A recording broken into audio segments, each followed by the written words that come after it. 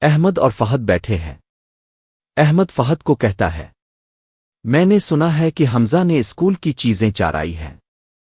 فہد چونک کر پوچھتا ہے، کیا؟ تمہیں کس نے بتایا؟ احمد جواب دیتا ہے، بس کسی نے بتایا، سچ لگتا ہے۔ فہد یہ بات آگے دوستوں کو بتا دیتا ہے۔ اگلے دن سب بچے حمزہ سے کترانے لگتے ہیں۔ کوئی اس کے پاس نہیں بیٹھتا۔ حمزہ حیران ہے اور دل برداشتہ۔ استاد آتے ہیں اور صورتحال کو محسوس کرتے ہیں۔ وہ سب بچوں سے پوچھتے ہیں کہ کیا ہوا ہے۔ استاد احمد سے پوچھتے ہیں، کیا تم نے حمزہ کے بارے میں کچھ کہا؟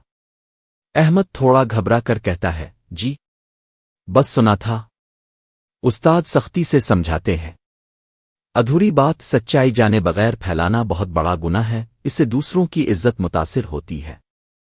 تحقیق کے بعد پتہ چلتا ہے کہ حمزہ نے کچھ نہیں کیا، وہ بے قصور ہے۔ احمد اور فہد شرمندہ ہوتے ہیں۔ احمد اور فہد حمزہ سے معذرت کرتے ہیں۔ حمزہ ان کو معاف کر دیتا ہے۔ استاد کہتے ہیں، زبان کا استعمال سوچ سمجھ کر کرو، سنی سنائی بات بغیر تحقیق نہ پھیلاؤ۔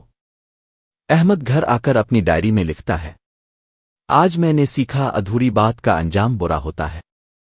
ہمیں سچ جانے بغیر کسی پر الزام نہیں لگانا چاہیے۔ سبق: جھوٹا ادھوری بات پھیلانے سے دوسروں کی زندگی متاثر ہو سکتی ہے۔ ہمیشہ سچ کو پرکھ کر بات کرنی چاہیے۔